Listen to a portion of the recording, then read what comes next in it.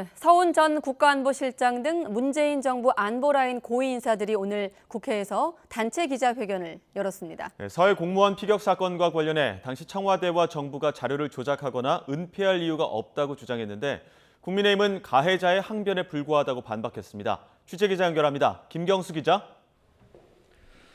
네, 국회입니다. 네, 전 정부 핵심 인사들이 대거 참여한 기자회견. 어떤 이야기가 나왔는지 다시 한번 종합해 주시죠.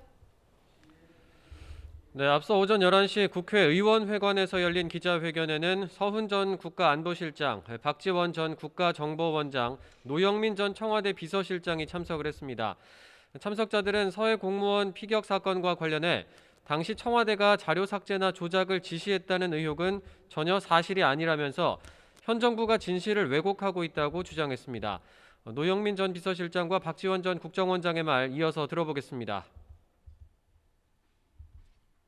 청와대가 정보나 첩보의 생산기관에 정보를 삭제하거나 수정하라는 지시를 했다는 일부 언론의 보도는 제가 아는 한 전혀 사실이 아닙니다. 저는 대통령, 청와대 안보실로부터 자료를 삭제하라는 어떤 지시를 받은 적도 없고 국정원 직원들에게 제가 삭제를 지시한 적도 없습니다. 서훈 전 안보실장도 당시 정부는 할 수 있는 최선을 다했다며 근거 없이 월북몰이를 할 이유도 실익도 전혀 없다고 밝혔습니다.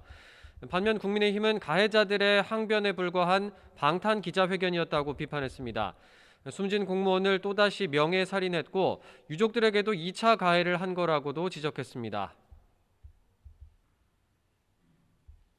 혹시나 통렬한 자기 반성과 함께 용기 있는 진실 고백을 기대했던 고 이대준 씨 유족을 포함한 국민들께서는 실망감을 넘어 분노를 느끼고 계십니다.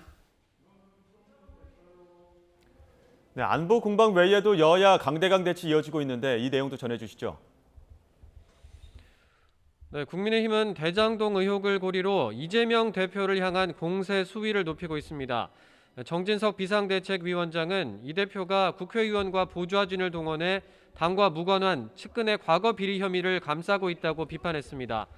또 민주당이 검찰 수사를 중단하고 비리 범죄를 없었던 일로 해달라는 생떼를 쓰고 있다며 맹비난했습니다. 국민의 대표기관임을 포기한 민주당의 생떼쓰기, 방귀 낀 놈이 성낸다는 내로남불 적반하장의 전형을 계속 보여주시겠습니까? 주호영 원내대표는 문재인 정부의 무책임하고 방만한 예산 운영으로 국가 부채가 크게 늘었다면서 재정 건전성과 맞춤형 복지를 위한 새 정부 예산안 심사에 야당도 협조하라고 촉구했습니다. 반면 더불어민주당은 검찰 출신들이 경제를 망치고 있다며 정부 실정을 부각하는 데 주력하고 있습니다. 박홍근 원내대표는 오늘 아침 회의에서 김진태 강원지사의 헛발질로 채권 시장이 얼어붙어 경제가 위태롭다며 정부의 무능이 드러났다고 날을 세웠습니다. 금융위기 대책 마련을 위해 한국거래소 현장 점검에 나선 이재명 대표도 거들었는데 직접 들어보시죠. 김진태발 금융 위기가 벌어졌는데도 정부에서 4주 가까이 이를 방치해서 위기가 현실이 되어버리도록 만들었는데 정상적인 국정인지 의심이 될 정도입니다. 민주당은 또 윤석열 대통령과 한동훈 법무부 장관의 심야 술자리 의혹이 사실이라면 제2의 국정농단이라면서 대통령과 한 장관의 동선을 공개하라고 공세를 이어가기도 했습니다. 네, 이렇게 여야가 첨예하게 대립하면서 일부 국회 일정에도 차질이 생겼죠? 네, 여야는 원래 오늘 오후 2시 본회의에서 여당목 국회 부의장을 선출하려던 계획이었지만 불발됐습니다. 당내 선거를 통해 정진석 부의장 후임으로 뽑힌 정우택 의원을 국회 부의장으로 선출하는 안건 처리가 다음 달로 미뤄진 겁니다. 국민의힘 주호영 원내대표는 민주당이 합리적인 이유 없이 선출 일정을 미루자고 했다며 불만을 드러내기도 했는데요. 검찰 수사와 새 정부 예산안 등을 둘러싸고 여야가 양보 없는 대치를 이어가고 있는 상황이 영향을 미친 것으로 풀이됩니다.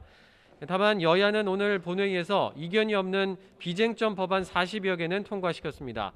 지금까지 국회에서 전해드렸습니다.